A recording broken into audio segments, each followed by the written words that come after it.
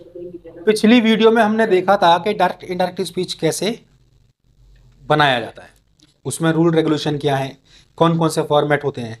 आज की इस वीडियो में हम जानेंगे कि आपके एग्ज़ाम के अंदर जो क्वेश्चन पूछा जाता है वो किस तरीके से पूछा जाता है। अभी जैसा कि आप बोर्ड पर एक क्वेश्चन देख रहे हैं, ये 10th स्टैंडर्ड का है। अब 10th क्लास के अंदर जो आपका क्वेश्चन आएगा उसमें आपको एक कन्वर्सेशन दी होगी, डायलॉग दिया होगा और नीचे उसको ना रीराइट करके लिखा होगा और उसमें फिल इन द ब्लैंक्स आपको फिल करने होंगे। 12th में भी लगभग इसी तरीके से आता है। तो अब चलिए इसको शुरू करते हैं बनाना। तो सबसे पहले हम इसको पढ़ लेते हैं कन्वर्सेशन को। लिखा है कि you hear the following dialogue between Rahul and school football coach, complete the reported by filling in the blanks.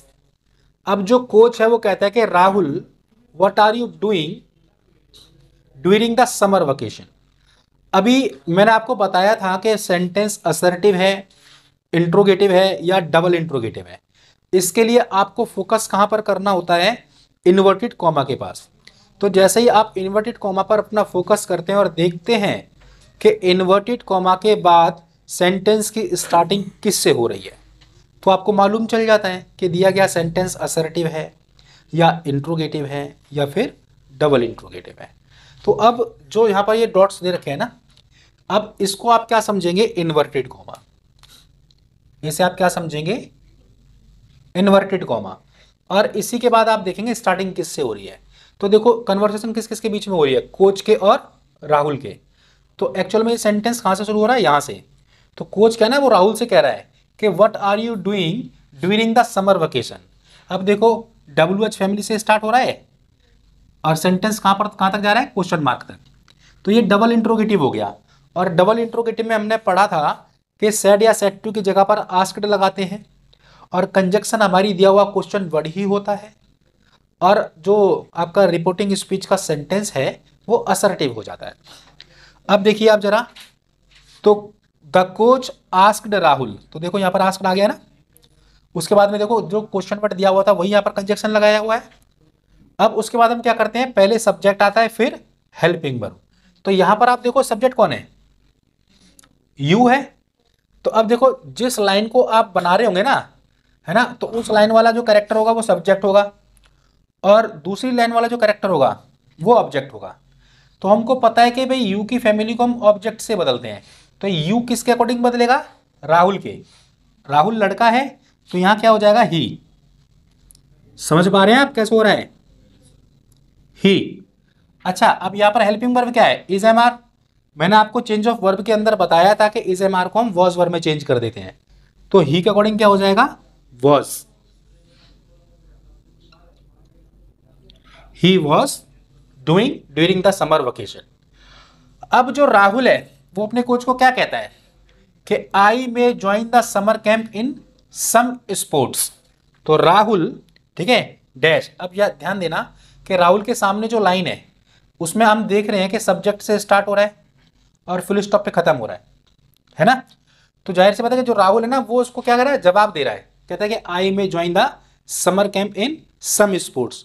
तो आप ऐसे भी लिख सकते हो कि Rahul told the coach, Rahul told the coach, ठीक है। कंजक्शन क्या आ जाएगी, दैट आ जाएगी। आगे लिखा हुआ है he might join the summer camp in some sports, वो पूरा इसमें आगे लिखा हुआ, कुछ करने की जरूरत नहीं है। तो ये थोड़ा सा आसान इसलिए हो जाता है कि आपको फिलिंग द ब्लैंक्स भरने हैं। फिर आप तीसरी लाइन में देखेंगे, कहता है कि the coach why don't you join the summer camp in football. अब यहां पर देखो लिखा हुआ है द कोच आस्क्ड व्हाई, क्योंकि WH फैमिली से स्टार्ट हो रहा है तो सेड या सेड टू को हम आस्क में बदलते हैं, क्वेश्चन वर्ड ही दिया हुआ जो था वो कंजक्शन आ जाता है। तो लिखा है डोंट, है ना, व्हाई डोंट। तो आप यहां क्या लिखेंगे, अब ये डोंट है तो क्या हो जाएगा, डिंट हो जाएगा। तो व्हाई डिंट यानी कि डिड नॉट, है ना। अब ये क्या लिखा हुआ है, यू। लेकिन एक मिनट, यहां पर जो आपका आएगा पहले सब्जेक्ट होगा फिर हेल्पिंग वर्ब आएगा। अब जो यू है वो किसके अकॉर्डिंग बदलेगा, कोच के अकॉर्डिंग। तो यहां पर हो जाएगा ही। तो वाई ही डिड नॉट यानी कि didn't.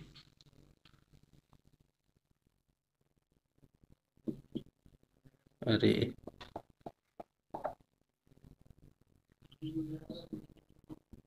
he didn't join the summer camp in football. तो राहुल सेड दैट ही, अब देखो राहुल क्या कहता है। अब राहुल के आगे की लाइन देखो आप, ये सब्जेक्ट से स्टार्ट है, फुल स्टॉप पे खत्म है। असर्टिव केस हो गया। असर्टिव वाले केस पे क्या क्या होता है, अगर सेट टू दिया हुआ तो हम वहां पर क्या कर देते हैं, टोल्ड कर देते हैं। लेकिन यहाँ पर ऑलरेडी देखो कुछ करने की जरूरत नहीं है, उसमें ऑलरेडी पहले से दिया हुआ है राहुल सेड दैट ही। अब देखो यहाँ पर जो आई है, आई का अगर हमारा रिपोर्टिंग स्पीच के अंदर अगर आई की फैमिली आती है, वो सब्जेक्ट से बदलती है। तो सब्जेक्ट कौन है, राहुल है। राहुल के अकॉर्डिंग यहाँ क्या हुआ, ही हुआ। अब जो वुड है, अगर विल होता तो विल को हम वुड में चेंज करते हैं। अब वुड है तो वुड का वुड ही रहने देंगे, वुड का वुड ही रहने देंगे। तो ही वुड लाइक टू। अब उसके बाद फिर कोच कहता है कि have you ever played football. यहाँ पर हेल्पिंग वर्ब से स्टार्ट है और फुल स्टॉप पे खत्म, ये इंट्रोगेटिव हो गया। तो यहाँ पर द कोच आस्क्ड, कंजक्शन क्या आएगा, अच्छा द कोच आस्क, वो किसको बोलता है, राहुल को। The coach ask Rahul, Rahul. और यहाँ पर कंजक्शन क्या आ जाएगी, इफ।